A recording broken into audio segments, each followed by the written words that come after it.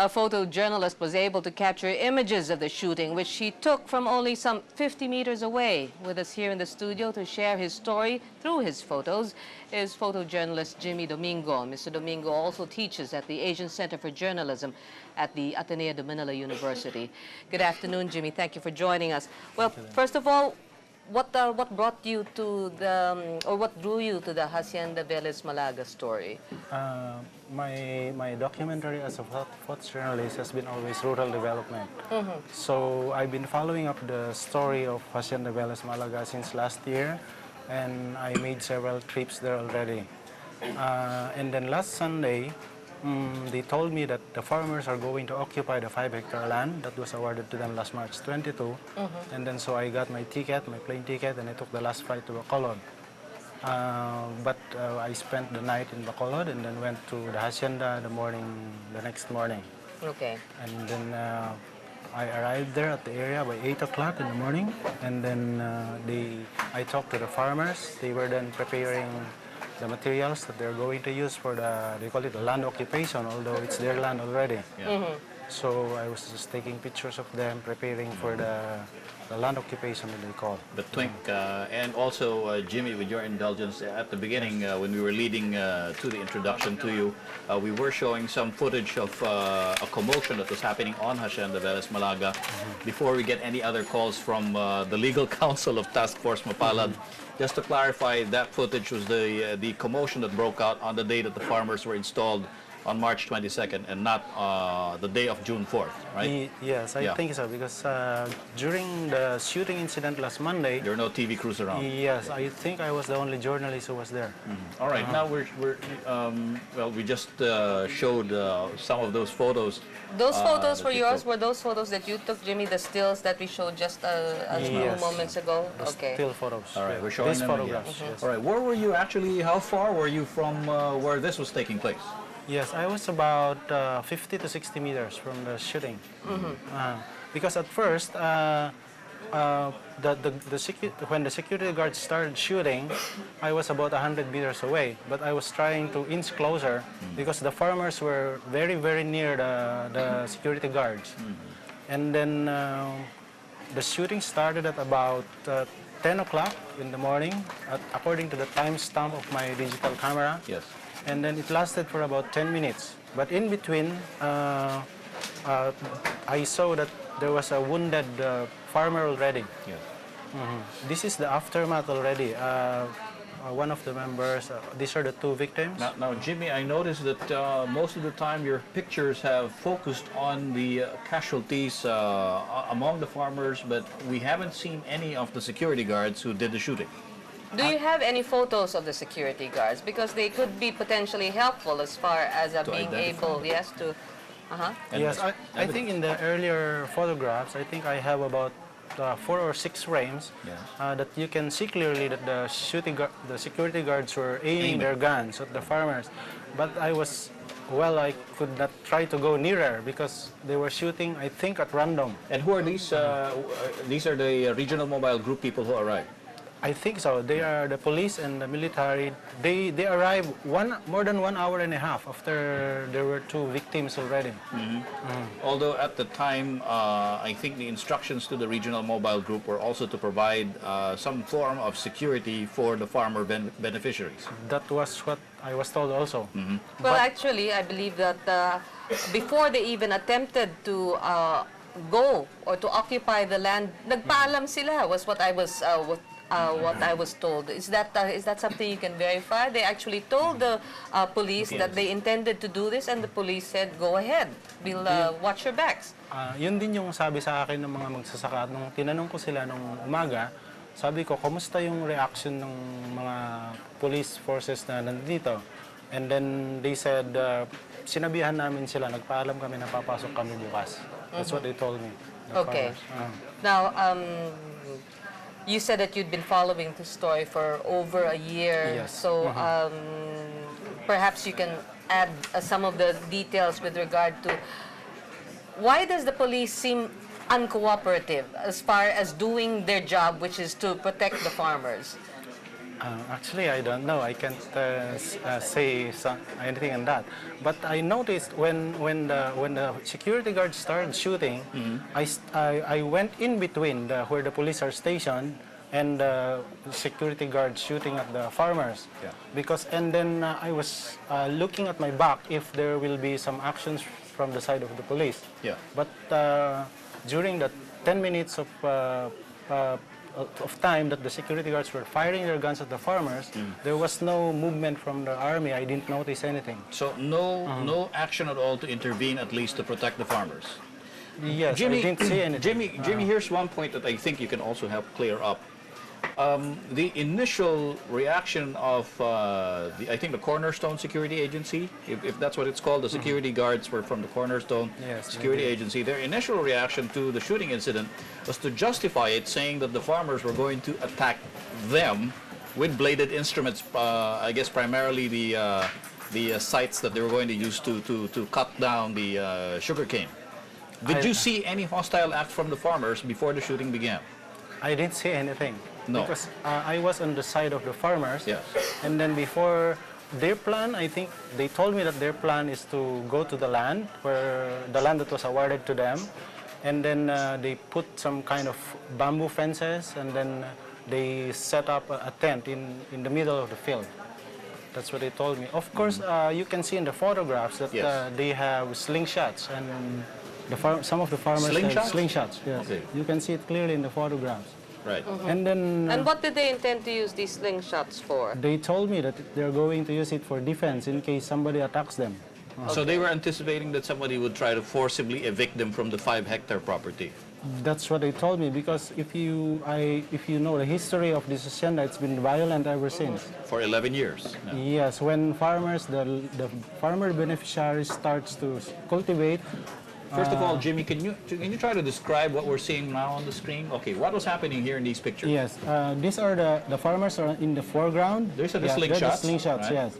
In the previous photograph, the farmers are in the foreground and the blue guards are somewhere In the tree line. In the tree line, yes, because I think there were 3 security guards in the tree line, and then I could hear gunshots intermittently. So maybe they were firing not at the same time. So now the farmers are facing towards the trees, and the security guards are positioned near the trees. Yes, All right. right. What were Under the trees. farmers doing at this point? Were they trying to attack the security guards? Were they running towards the security guards? Yeah, I heard at this point I heard that they were telling the security guard something like stop. To stop or firing. Stop. Because the farmers were there, they started to clear the land because they said that the planted sugarcane are already illegal. Illegal. Pero nung nagkabarilan, Jimmy, all right, we see some the silhouettes of men with long arms. Presumably these are the security guards. Yes. And why aren't the farmers even trying to take cover, at least dropping to the ground so as not to be an open target? Every now and then, actually, they drop, and I do too. Yeah. But they stand once the shot is fired. Okay. So once the firing stops, they stand up again. Yes, and then they sit again. And where were the police at this time? You're not visible. On the other side, at my back. So they were actually watching the shooting while it was going on. I think so.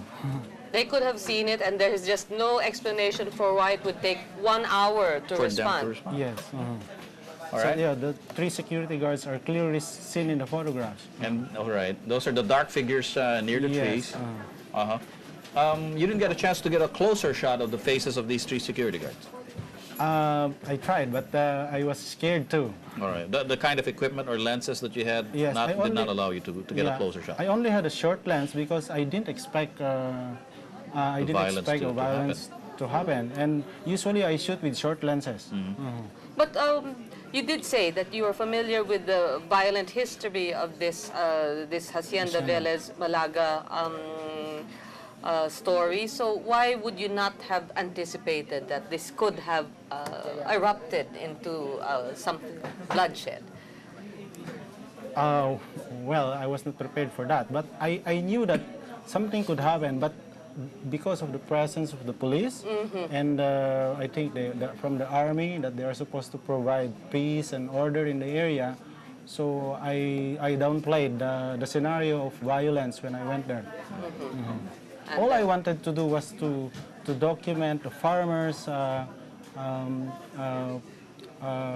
occupying the land that is already awarded to them.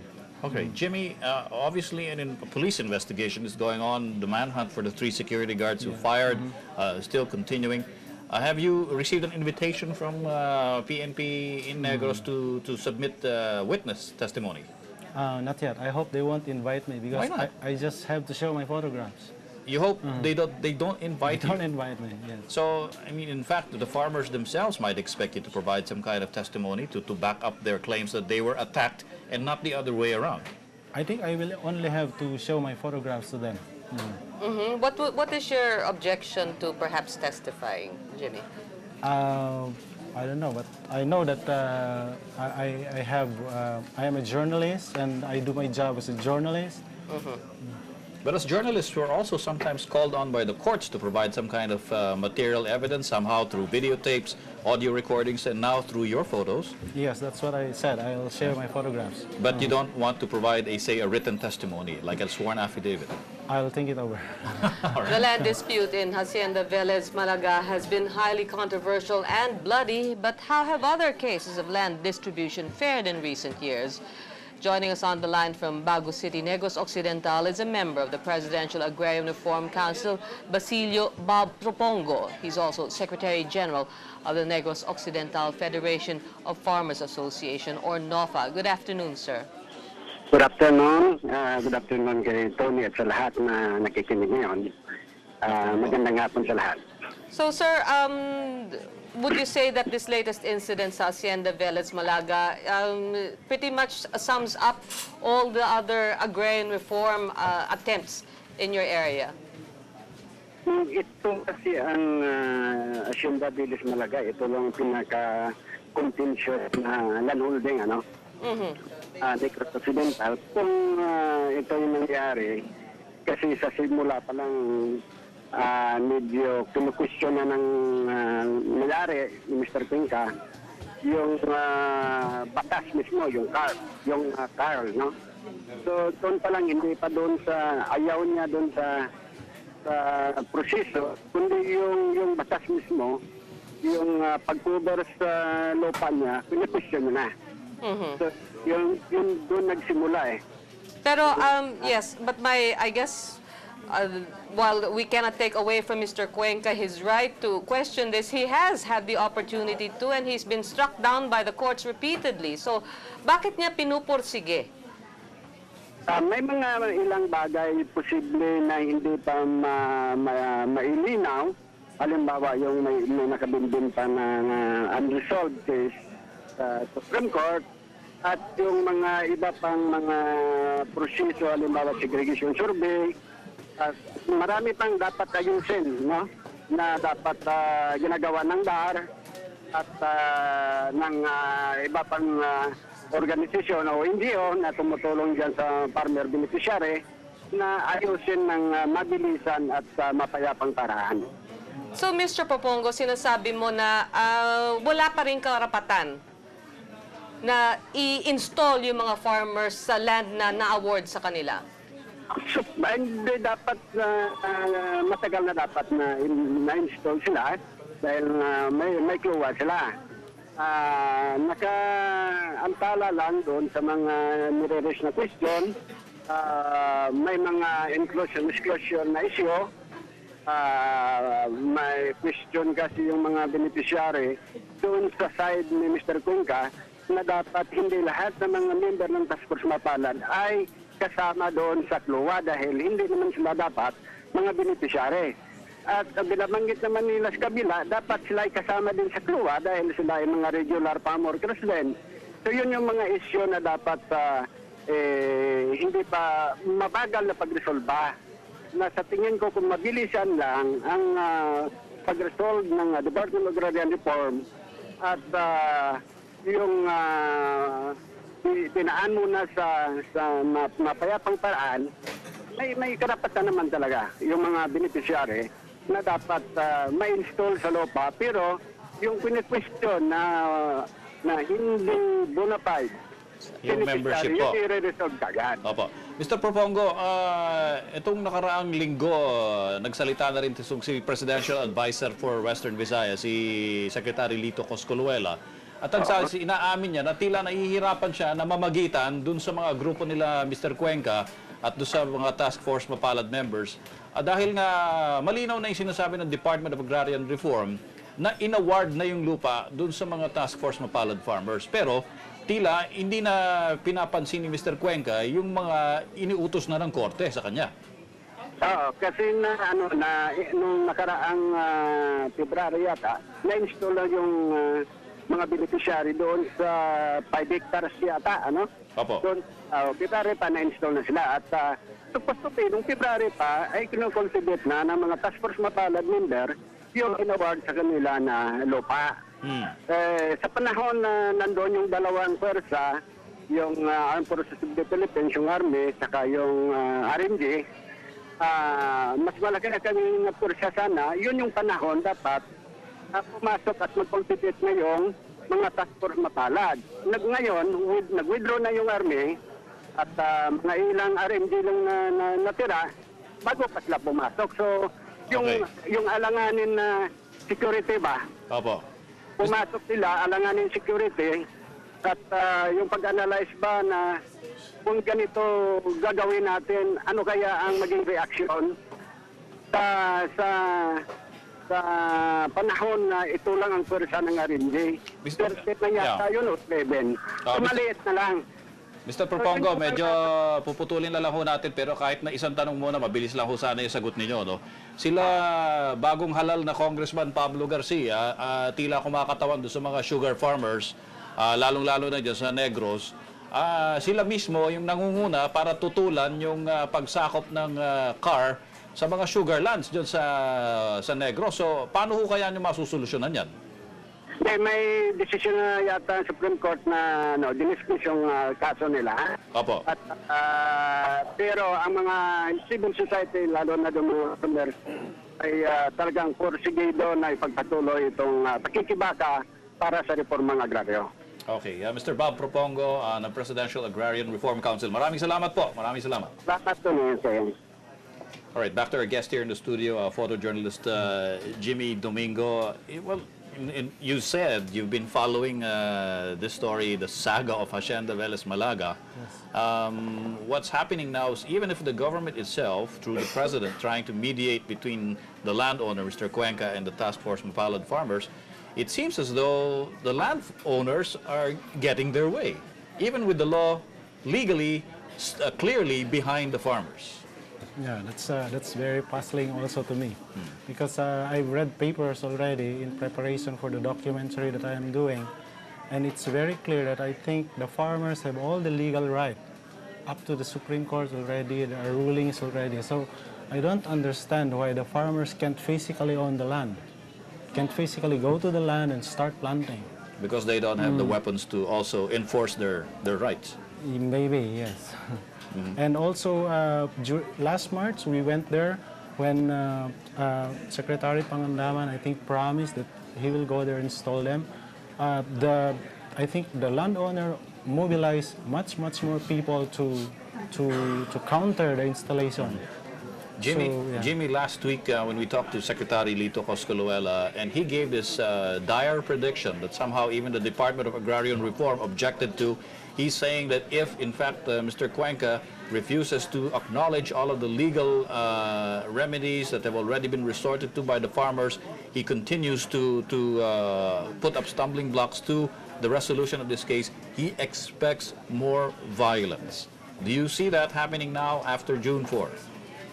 Yes, I think so, because the farmer beneficiaries in the sugar lands, which are highly contested areas in terms of the implementation of agrarian reform, of course, the farmer beneficiaries will also fight for their right for the land. So if there are resistance coming from as many sectors like the landlord sector and the farmer cooperatives that they are mobilizing, I think more violence will happen. And we pray that it will not, so that there will be peace in the countrysides as well. Well, you'd better have your telephoto lenses ready by that time. Yes, I will. If it ever happens. Yes. Jimmy, thank you very much for joining us. It's been Thank a you. pleasure talking to you, and we hope to have you back again. All right, Thank you and so good much. luck to you too.